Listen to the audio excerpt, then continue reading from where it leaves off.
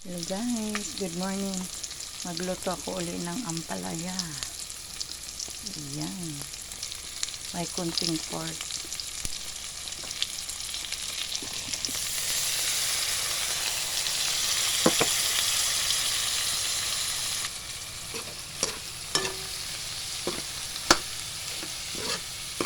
Tapos lagyan ko po siya ng itlog.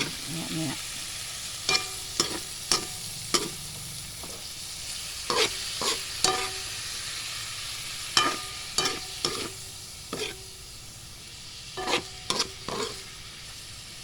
Tapos, maya lang, iinitin ko po itong aming leftover na ulam kahapon at nung Sunday.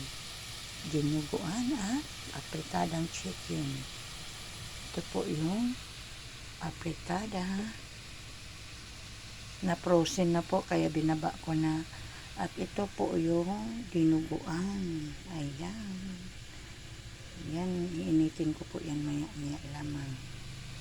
Yan. At ito po yung karagdagang ulam. Gisadong ampalaya with pork and eggs mamaya po.